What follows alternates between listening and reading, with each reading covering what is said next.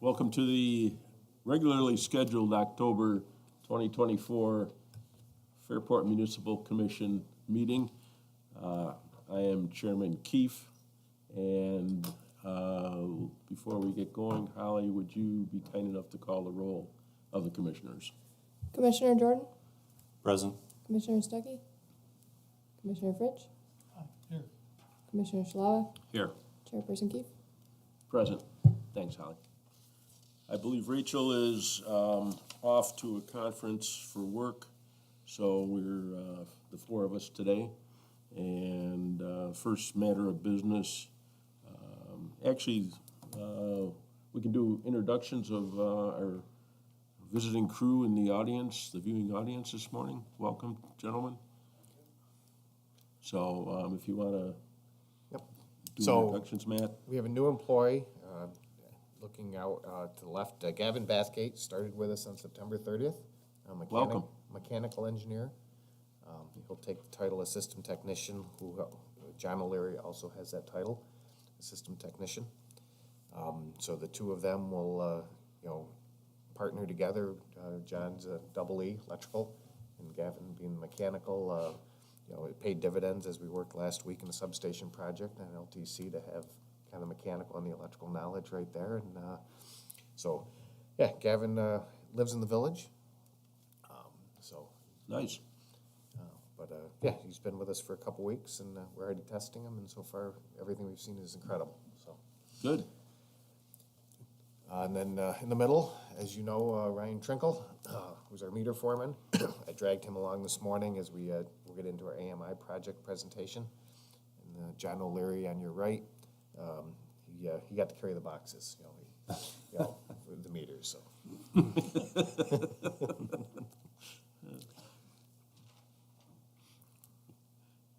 Welcome.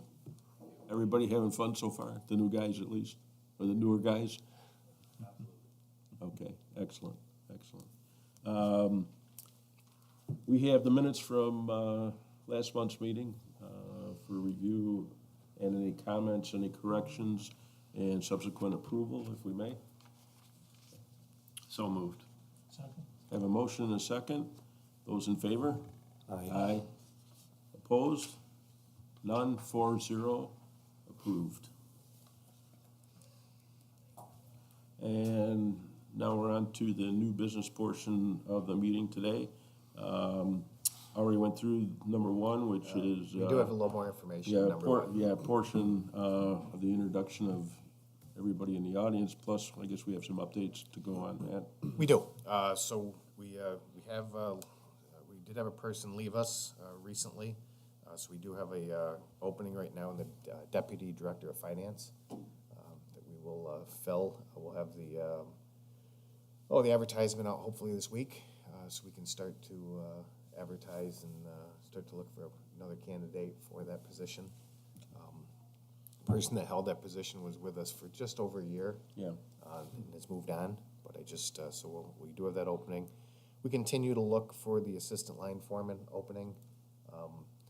We did not have great response in the first time advertisement, so we'll continue to do that and find the right person. It's a special skill set that we're looking for, so we'll continue to advertise that one, see what we can find. But we did introduce Gavin here so the second floor is very full. We never thought we were going to fill the building, but we've moved offices around and we got people in spaces that were not quite spaces before. And I look forward to. We have a great team. They're jumping right into a lot of different projects, and we have a lot going on right now. So between the substation project and the AMI project, rate case, software update, so everyone's very busy. Great. Just a friendly reminder that Bill and I are available to fill in any open positions, as we have nothing to do the rest of our days in retirement.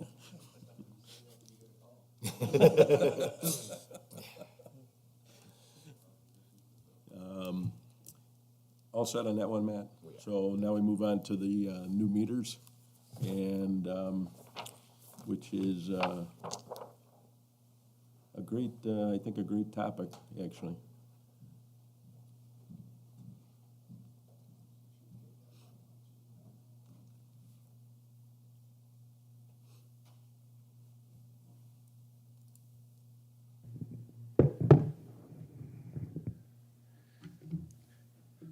Okay, as part of our rate case, one of the things we have to do with our AMI meter project is, this is a public meeting.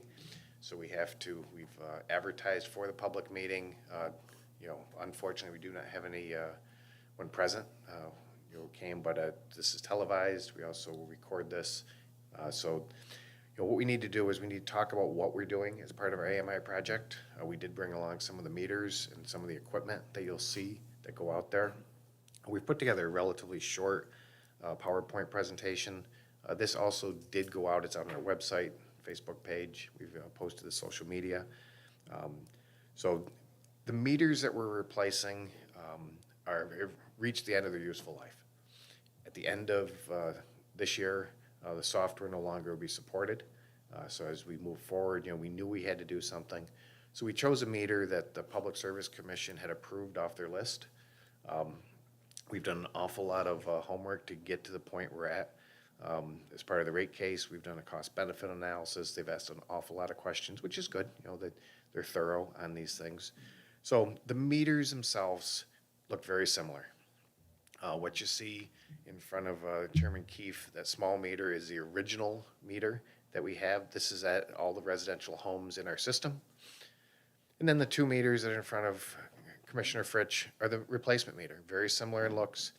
The only difference in those 2 meters is one of them has a disconnect feature and reconnect feature, which we will install at apartments along with non-paying customers. We cannot disconnect service remotely.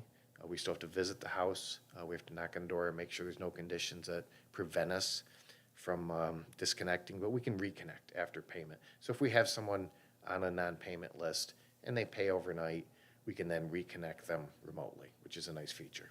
The other feature with the disconnect, can we knock on the door, don't find any issues that prevent us from disconnecting, we can go out to our car and then disconnect it. So we don't have to pull the meter, it's a safer way of doing things.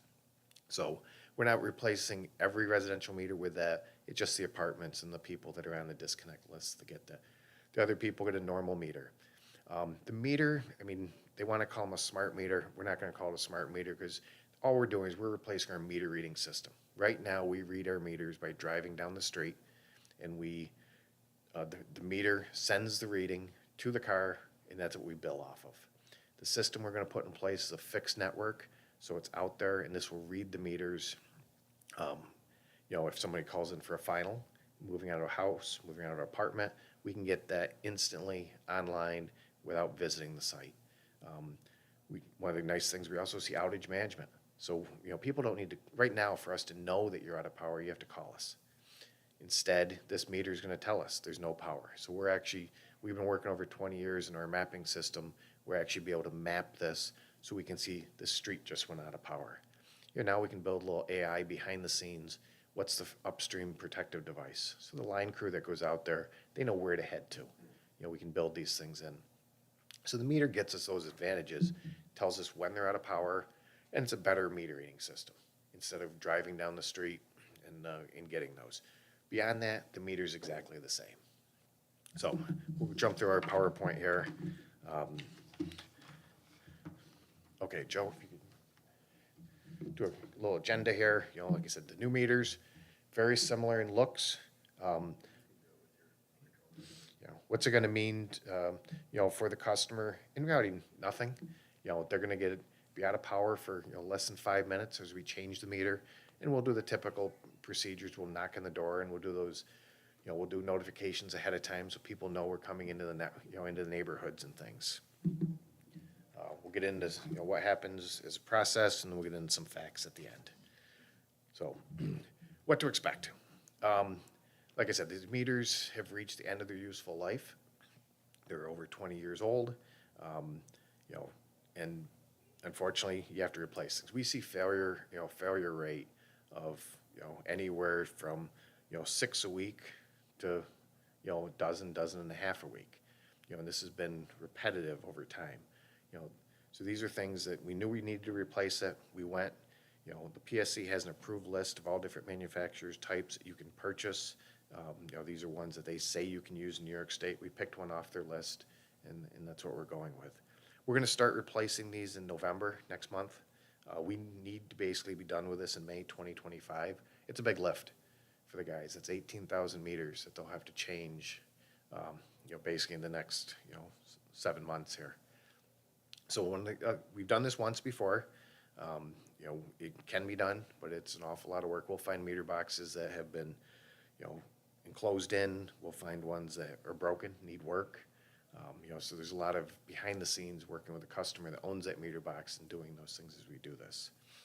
The new meters, we have better, improved service, reliability, real-time readings. Like I said, instead of driving down the street to get the readings for apartments and homes on those cycles, we'll get these instantaneous. But the biggest thing is the outage management. We'll know immediately during small storms, large storms, how many customers are out, where they are. We can start to prioritize and do things better than, right now that's done by hand. You have to stand there, you have to look at your phone calls, look at your addresses, and you start to piece it together. So we can start to automate this system, which is a huge, huge godsend.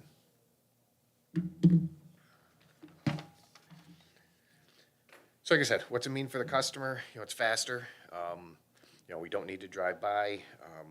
It's transmitted through secure wireless telecommunication. Basically, exact same type of reading we have now. It's a radio read. That's how we do it now. Instead of transmitting to a car, it transmits to a fixed antenna. In front of the podium here, we have one. The router is on the ground. What's up on the table, the white box, is basically they call it a gateway, but that's almost like your router at home. That's kind of the brains that's going to then have a mesh network out through our system. We've spent the last 20 plus years installing a fiber system. We can now use this fiber system to feed this, so we're not relying on cellular data or anything else. We're going to use our own fiber to connect to this, so it's going to be reliable and secure. Outage management is huge. These are things that we realized as we have people retire, get ready to retire, setting this up so we start to automate some of these systems. How do we build this for the future that someone can say we just lost this neighborhood, and where's a protective device? It's also going to tell us when we have one customer all of a sudden that's out of power. Maybe we think we're done and all of a sudden we still have a customer out of power. It tells us instead of relying on that person calling us after the fact. Installation, we have sent out to everybody through the billing cycles, basically advance notice that they're going to get a new meter with this AMI project. We'll continue to push it through our Everbridge social media platform, Facebook, our website, the billing portal. And then right before we do this, we're going to knock on the door and say we're here to change your meter. And then if no one's home, we'll leave a door hanger that says we're here today, we changed your meter. It is that easy.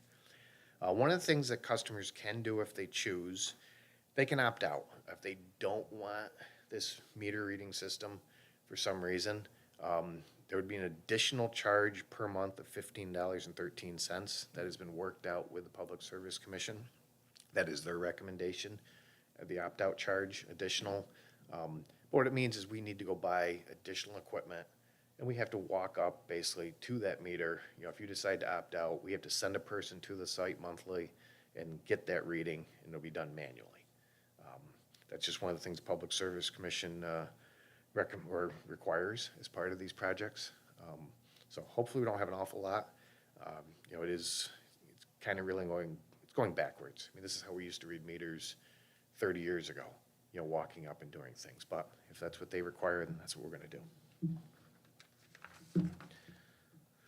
Why are we upgrading? We kind of went through these things. They've reached the end of their useful life.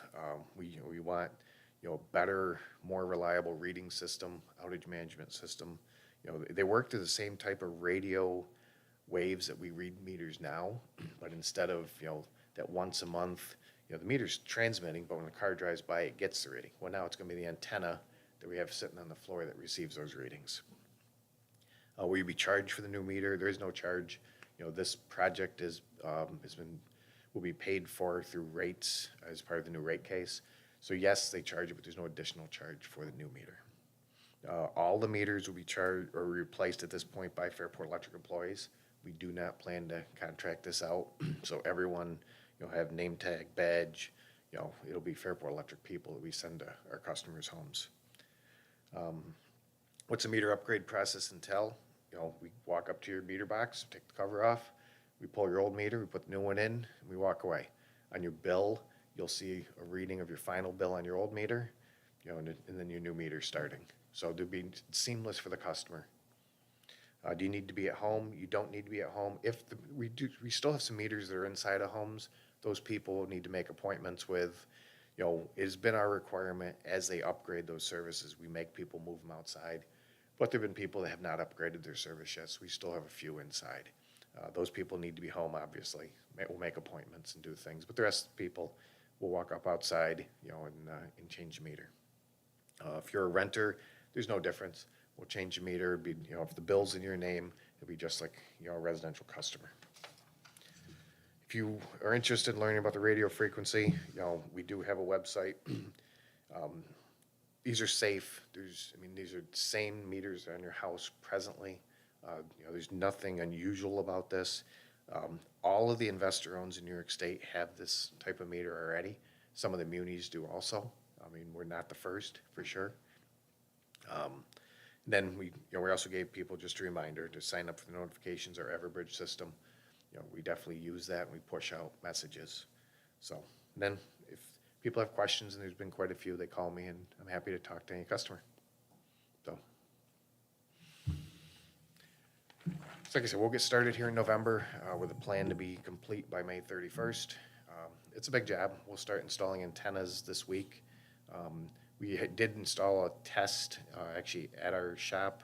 We actually have the shop on the meter system already, kind of doing some testing, and you know, it works really nice. It gives us a lot of information we didn't have before, you know, especially in the three-phase meters, voltage, current, things you have to go out and you physically check, we can now see remotely.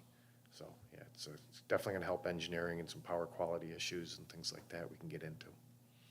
So, questions? So Matt, even if, with respect to kind of tracking outages, if there's even a customer, like a single customer, or tree comes down, takes their service, does that send like an alert to? It does. I mean, we'll have alerts, you know, we can set this up as emails, we can set this up as, you know, texts, we also have a board, you know, down the dispatch office, you know, that basically, you know, I'll call it a smart board, but it's basically just a TV with a software running on it that'll show that one outage.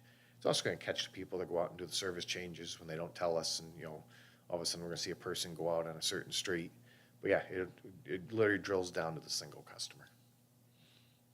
Yeah. Matt, any of the meters go bad between now and then? Do they get replaced with the new ones, or do we have to wait? We've been replacing it with the old meter readers. Yeah. Meters only because we didn't have the reading system up yet. Yeah. You know, they were supposed to ship middle of September. They're a little delayed. We're receiving our first one today, and then we'll start to get some other ones in a week or so. And then we'll, once we have that meter reading system up, then we can really start installing meter. And we'll do this kind of by subdivision. We have cycles. We have 4 cycles that we read on, and then there's different routes. So we'll have to kind of do it by route. So at times you may see like one side of a street getting the new meter, and the other side may not get it till, you know, a week or 2 weeks later, as, you know, as the routes get split up and type thing. Okay.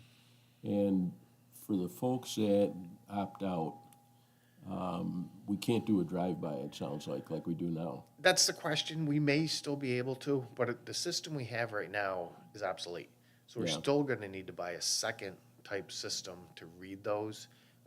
Will they allow us to drive by? We've asked that question. They have not answered it yet. Yeah. And last, connect, disconnect, how often do we, you know, encounter those situations? You know, on average, we have we have around a dozen a week in the disconnect season, which runs from April to November. You know, sometimes more, sometimes less. This year, you know, if we remember, go back to the pandemic, we did, you know, we were not allowed to disconnect people. So some of this is catching up from that. But, yeah, we do have a fair number of people. I mean, economy or whatever it is, but they just, yeah, so it's a fair number that we disconnect and reconnect. Yeah, okay. Okay, thank you. You're welcome. Matt, if a customer has an outage, and you had mentioned about notifications, but would I, as a customer, if I have an outage at my house, would I be able to tell that Fairport Electric already knows about this outage, or would I need to still call and check? So that is kind of phase B of this. Okay. You know, what we have is we have a new billing portal coming in that's gonna kind of tie into this. We're probably a year, it could be 24 months away, that literally you'll get text alerts, you know, that Okay. get linked to your account. We're not there with this project, but we Yeah. now have the information to feed that other software. So, you know, after we complete this one, that'll be the next step. You know, people sign up for text alerts, they would get the alert that, you know, yes, Fairport Electric's aware of your outage, and then, you know, we're working on your outage. You know, the trucks right now have iPads, and this is all part of this. They'll start to put restoration times in. So you'll eventually get a text, you know, we think it's gonna be 3 hours for restoration time. Okay. So yeah, it's coming. It just, Great. it's gonna be, I'm gonna be fair, it's probably 24 months away by the time we really get that implemented. Sure, okay, yeah, good info, thank you. You're welcome. That's what I had. Where were these made? There's some in the United States, some abroad. I mean, they're made all over the place. You know, it's a big company. Like any other large company, it's you know, it's economy of scale. So, okay, thank you. Thanks, Matt. I don't believe we need to take any action on the topic at the moment. No, just this meeting will be, you know, recorded. You know, we'll make sure this is up. We do have to send the recording to the PSC, you know, prove that, you know, that we did have a public meeting for this. And, you know, one of the other mandates that we have to do is we have to reach out to all of the elected officials, senators, congresspeople, that, you know, we have to send basically our PowerPoint to them that, you know, that they're aware that we're doing an AMI project. So, Thanks, Matt. you're welcome.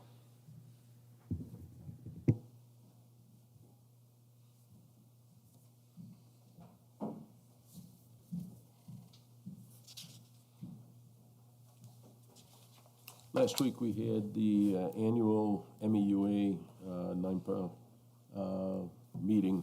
It was down in Canandaigua. And as usual, it's quite informative. A lot of behind-the-scenes things that you wouldn't necessarily pick up at our meetings that we have here. We have a great cast of supporting characters down there that are very knowledgeable of all the electrical industry and what's going on in the state. So if you want to provide an update or review what went on, any, you know, notes of wisdom? Thanks. Sure. We had our annual MUA meeting, Municipal Electric Utilities Association meeting last week, as well as our NIMPA, the New York Municipal Power Agency that Matt's part of. And we hosted that in Canandaigua. It was a great event.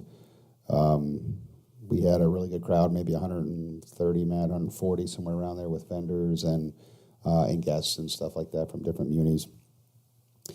Now it doesn't sound like a lot, but when you're only talking about, you know, 40-ish munis, and you get one or two people per, you don't get a whole lot of folks, right? And we're trying to encourage all the systems that, you know, bring a large contingency from their municipal. I think Matt said 18 that we brought just from ours. Now, granted, we have the proximity of being 25 minutes away, 30 minutes away, so. But it was a great event, and it's full. It's meant to get together, but more so, it's the education arm of municipal electric utilities throughout New York State. So we talked a lot about rate cases during this process. We have an in-house process that's run through NIMPA, but nevertheless, it's all MUA and NIMPA together with respect to this because they all participate for the most part. Trying to get 40 munis that have never gone through a process like this, and this is the very nature of what our AMI is going into, and building these prices and the cost of these projects into the rate case process is really necessary, right? To progression, keeping the munis strong, keeping them sustainable, keeping them well-staffed and maintained infrastructure. So it's a very, very necessary process to provide a great customer service, a great product, and a great utility. And that's what we talked about. We talked about rate cases. We talked about energy demands moving forward, our ability to meet the energy standards that are being pushed through the New York State process, and how we collaborate and work together with that. We had some conversations with regarding New York Power Authority, which was also present, and they're our partners. We buy a considerable amount of our renewable power from them, and the power that's used by the munis per state constitution. So they were there. We talked about there's a significant project that's commenced with the design and stuff, but nevertheless, where there's going to be upgrading the Robert Moses hydroelectric dam. And with that, it's going to come obviously a rate increase, right, to the power that we purchase from them. They need to recoup that cost to put that infrastructure in. So naturally, it's going to go up, and as it should. It's been, I think, 15 years, they said, or 13 years since the last time we actually truly had a rate increase from the power that's produced and generated by the plant. So that's coming in the future, and our team within MUA and our consultants and executive directors been working behind the scenes to make sure that this process goes well and the costs are competent and those types of things. So again, these are things that you're unveiling to the entire membership while you're there. But great conference, a lot of good information. It was a lot of fun to be a part of that. So yeah, I think Chairperson Keith came, and I think Commissioner Stuckey came as well.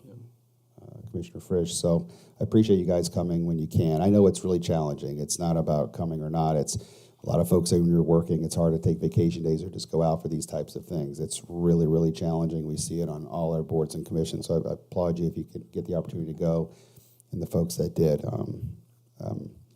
But nevertheless, do you have any questions on the conference? We highly encourage all of you or anyone to come if you'd ever like to come and attend, even if just coming for a dinner, just to kind of meet some of the colleagues throughout the state. It's a good process to go. It's a lot of fun. They'll feed you.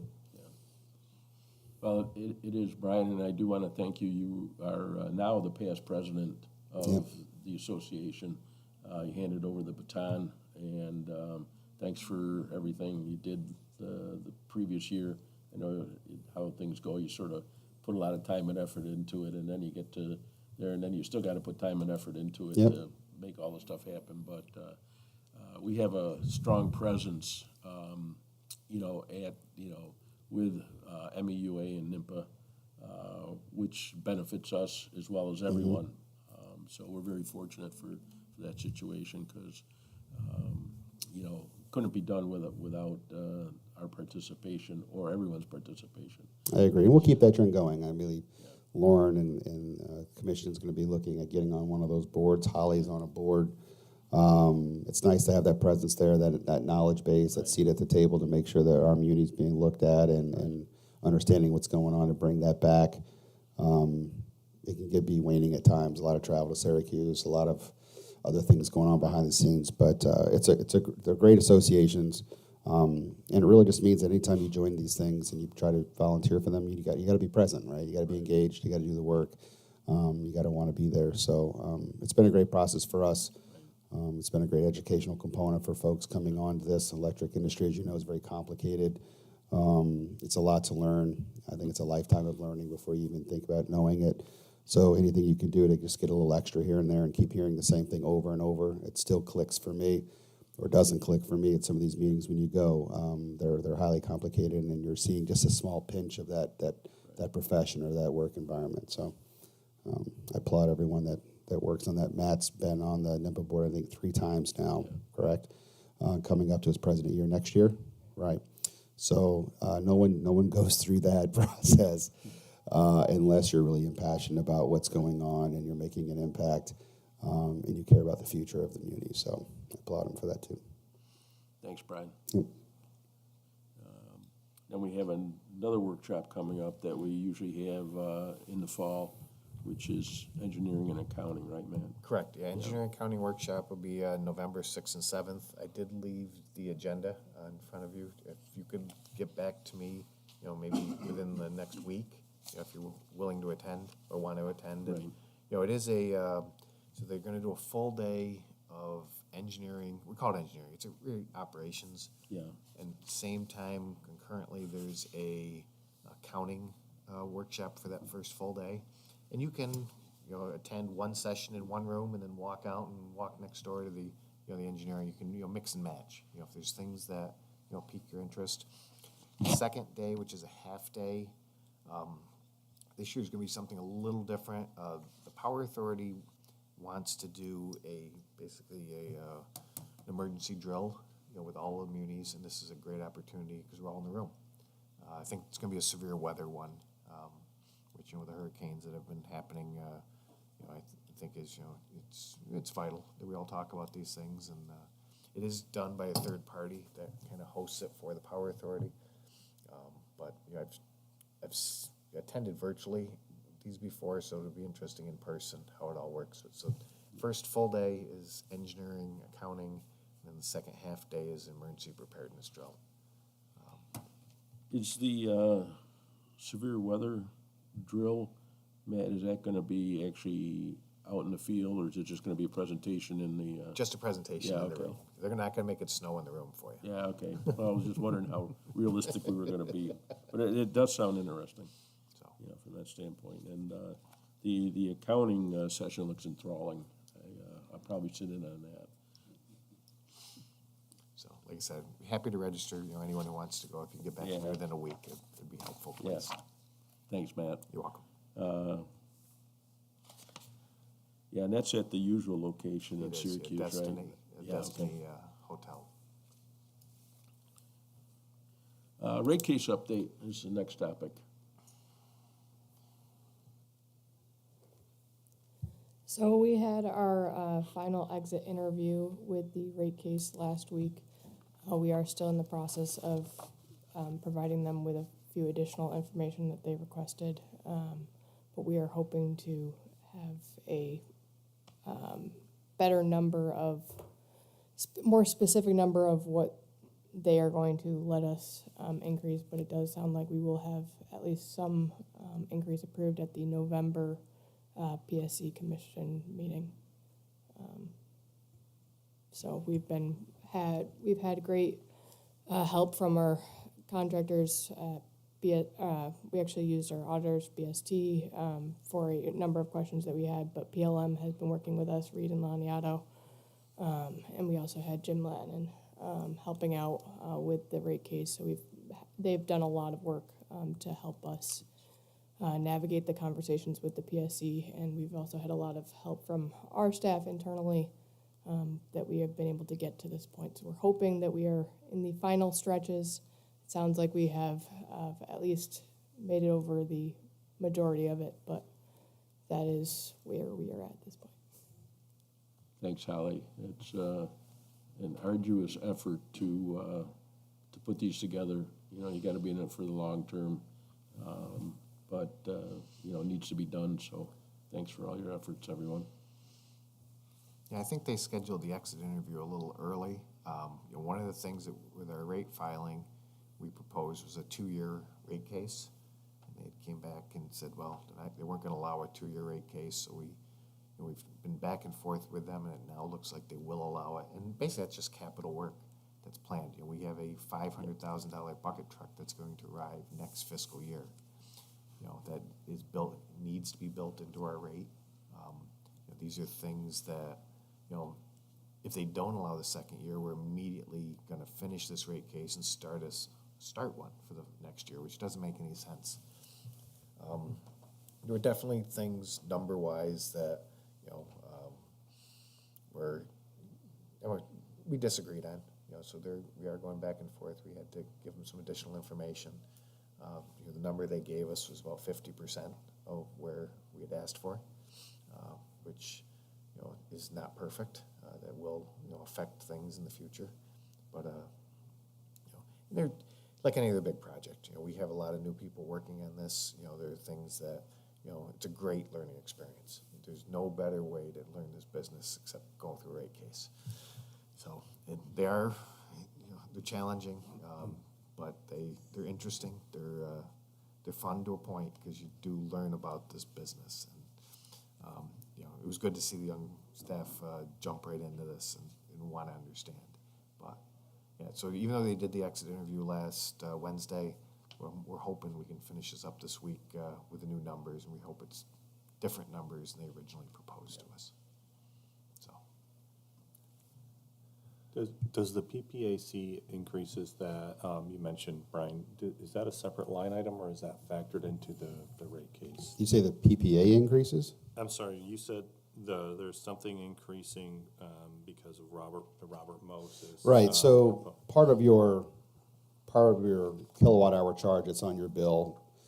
That's not the purchase power adjustment charge, just your kilowatt hour charge, or a little Okay. over 4 cents right now. Okay. So, and that includes your base raw power from Niagara, from the plant, in addition to any congestion or transmission charges, getting that to here, and whatever those costs are. Okay. And then in addition to the distribution costs associated with Fairport Electric getting it to you, right? And that encompasses So that, separate. some of it, most of it, in addition to any PPA that might be a part of that, above and beyond the norm. What's gonna happen is, in the future, and in the near future, the base charges of maybe it's a penny or a penny and a half, whatever that base kilowatt hour charge is right now coming from night, but that's going to go up. And it's probably gonna go up almost double. So, you'll see that reflective in your rate in the future as the rates change with the Power Authority to determine the cost and be able to get the capital costs associated with these plants as they go online and these new turbines are get reconditioned and rebuilt. So, I don't know the exact date, Matt, do you know? It's supposed to start sometime in the spring, I believe. They're still in negotiations. But they're in negotiations, they're determining all of that. I mean, the Power Authority is a very, very large company, right? It's a very, very large municipal utility.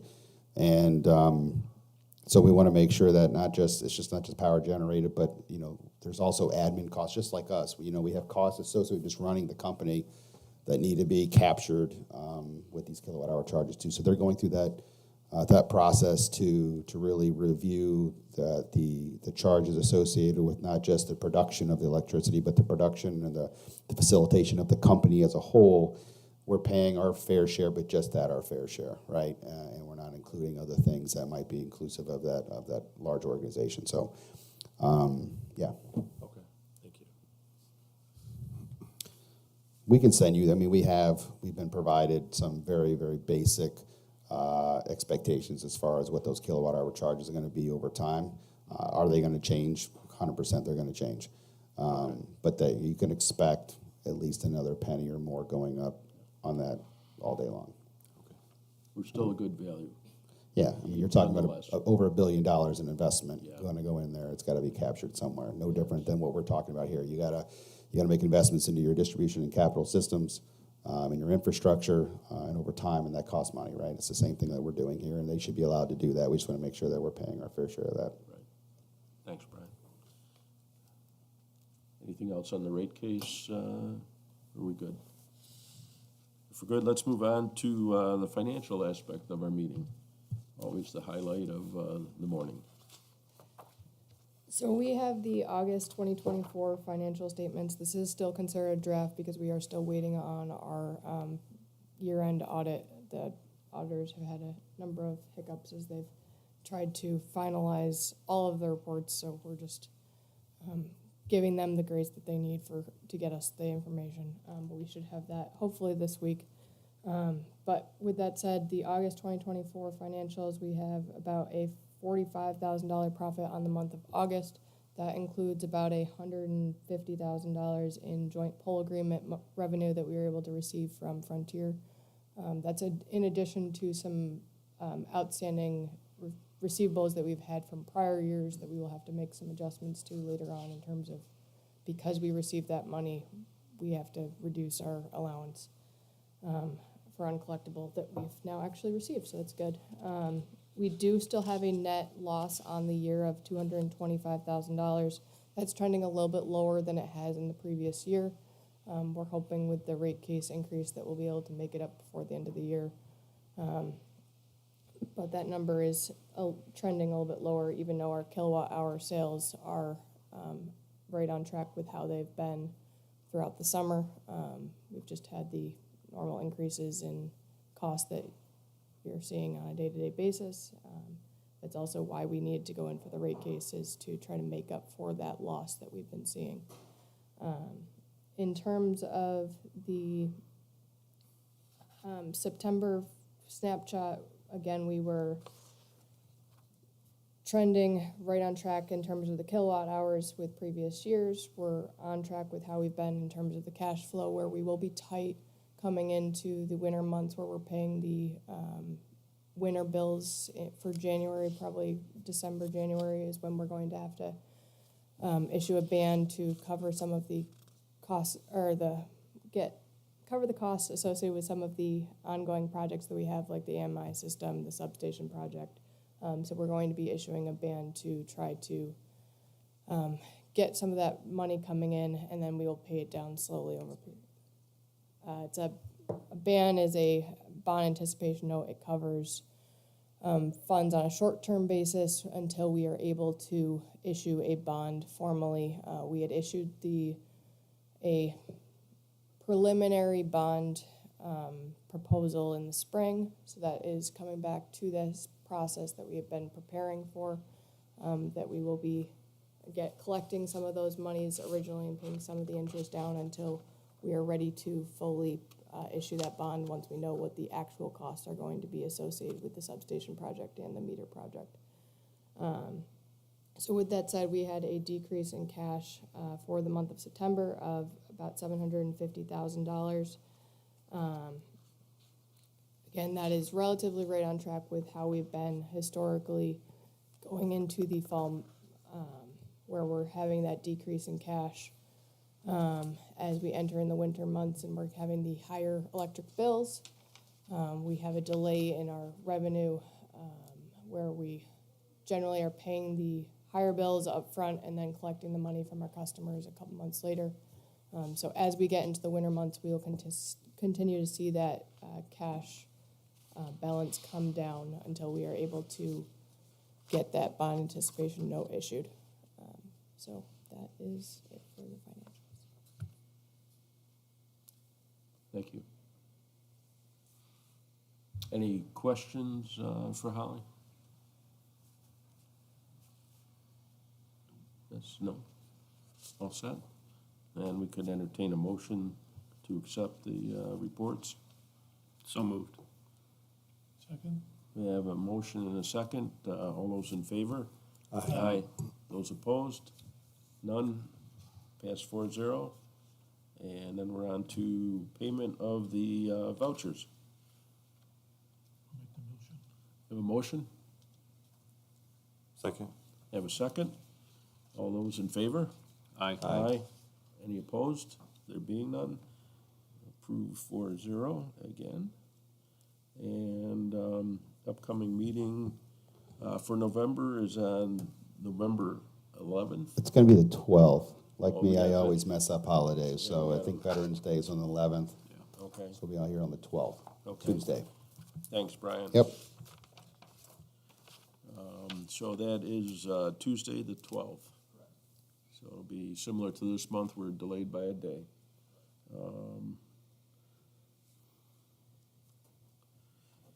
And any other topics of the commissioners or staff or anyone in the viewing audience? One of the things I'd like to talk about is, right now we're doing a cable injection project like we've done back to 2001. I gave you a little history back. The large spreadsheet, so cable injection is, we have a lot of our underground system is direct buried, which means the wire was basically, put in a trench, backfilled with dirt, no conduit. So to replace it would mean literally digging up subdivisions. It's just going through people's driveways. And if you can imagine cable that's, 40 years old, you can just imagine the trees. The subdivisions are built, there are no trees. But over 40 years, we have monster trees, we have, things. So to dig up these subdivisions is a huge, huge, huge financial cost. So one of the things we came up with, we found was cable injection. Literally takes that piece of cable and they'll inject basically a liquid silicone through that cable, which re-insulates the cable and gives you a 25-year warranty. At the end of that 25 years, you can inject it again if you have failures. Because the cable is only good for about 40 years. The insulation that they used to use, they have better insulations now, better polymers. But when we look back at 2001, we attempted 10.64 miles, and if it had a splice in it, you cannot push the liquid through the splice, so we'd skip those sections. But what we were able to treat was 6.84. Our budget back then was $225,000 a year, and we got almost 7 miles of cable treated. Price per foot was $6.23. But we skipped all the bad pieces. We just kind of really tried to get a lot done. So the history you see here, we had, 3 years we didn't do anything because of budget restraints. This is as we started rate cases. And what we've started doing is going back in 2019, we said, well, we gotta go back to these sections that have splices. It means you have to locate them, dig them up, and then you inject that cable from the splice location out each way. We have pieces of cable that have failed. They could be 1,200 or 1,500 feet long up through subdivisions. You could have a dozen houses. It also could have a dozen splices in it, which means 12 dig locations. But it's still cheaper than replacing point A to point B and digging up that whole street. So that's why you see the cost has gone up per foot. We're still averaging $17 a foot. If we were going to dig and install conduit, you're easily over $100 a foot just to put the conduit in. And then you have to pull the wire. So there's costs. So the process definitely is a more economical, better process than excavation. But one of the things we found is, like everything else, material chain costs and inflation, our budget kind of was set, back when, inflation was zero. There were no material chain, labor was still reasonable. Our budget of $329,000 doesn't get spread as far as it needs to anymore. So one of the things I'm going to ask for is I'd like to increase this year's budget from the $329 up to $429. We're spend an extra $100,000 on this. And as we start our budget process in January for the next fiscal year, we'll include that extra 100. So our new budget's going to be that $429 moving forward. Plus, we typically do a 3% rise each year anyways, kind of cover inflation things. But, if you look at this was a 2-week snapshot, the smaller piece. We've already spent, $62,000. We have almost 2,000 feet of cable injected. But, middle of the page, left-hand side, you see there's 24 splices. So that's a separate third-party contractor digging up 24 holes.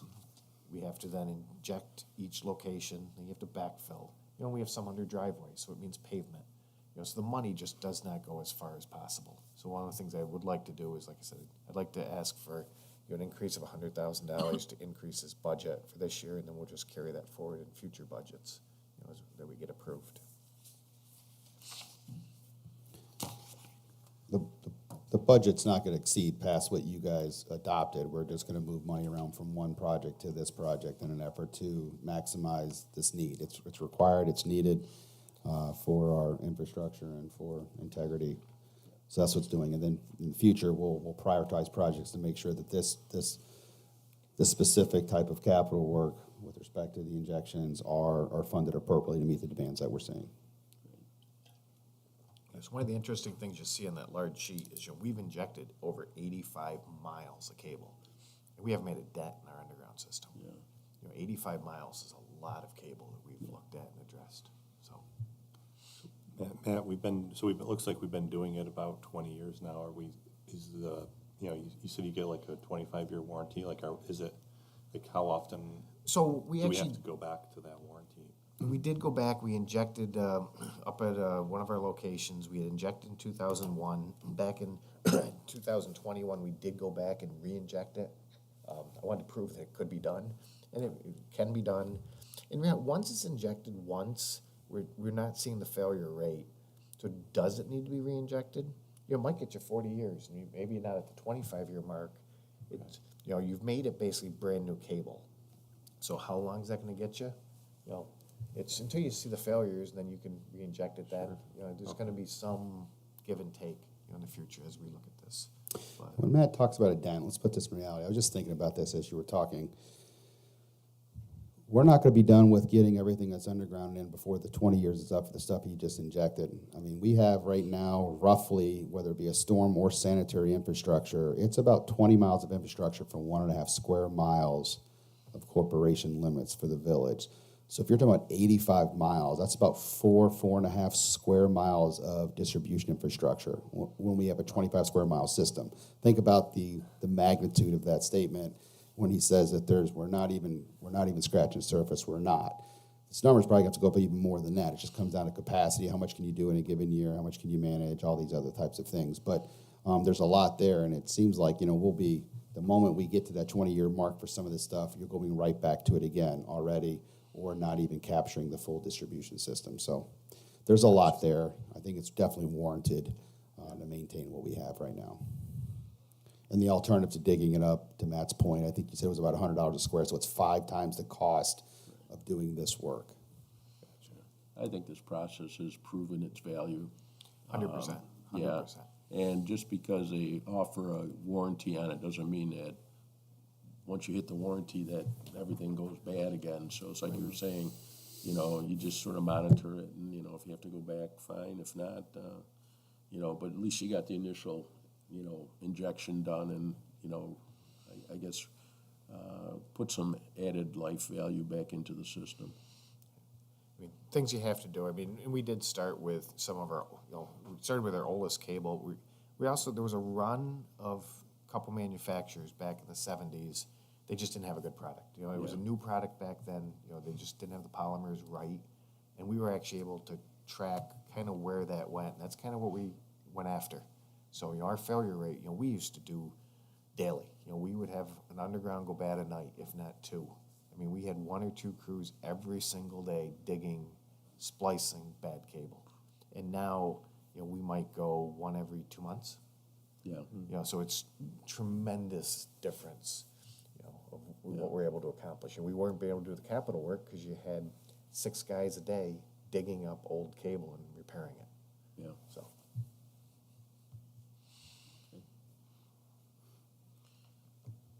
Any other questions on Matt's request? Nope. If not, we'd like to entertain a motion to take Matt's request and authorize reallocation of $100,000 towards this injection process. Yeah, so moved. Thanks, Steve. Second. And we have a second. Those in favor? Aye. Aye. And any opposed? Being none, 4-0. So you got it, Matt. It's good. Yeah, Thank you very much. quite welcome. Anything else? Anyone wants to toss out for discussion before we adjourn? And if not, we could entertain a motion to adjourn then. We were, there was an item from last agenda, we were gonna do, see a cost benefit analysis. Are we still on, for the charging stations, are we still on track for that for next meeting? We are behind schedule on that. Unfortunately, the rate case with the cost benefit analysis for the smart meter, the AMI project, along with just between our software change that we're doing with Meridian, we're doing that update, the substation, we are behind. Okay. I would hope that we could get it done for December. But Okay. we're at least a month behind on that. Okay, thank you. You're welcome.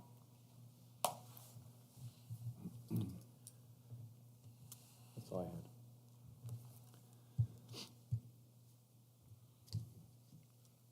Okay. Did we get a motion? No motion yet. Well, that's okay. We could order beer and pizza, while we wait, I'll make the motion. We have a motion to adjourn. Do we have a second? Second. And we have a second. And those in favor? Aye. There being no opposed, we are adjourned for this month. Thanks, everyone.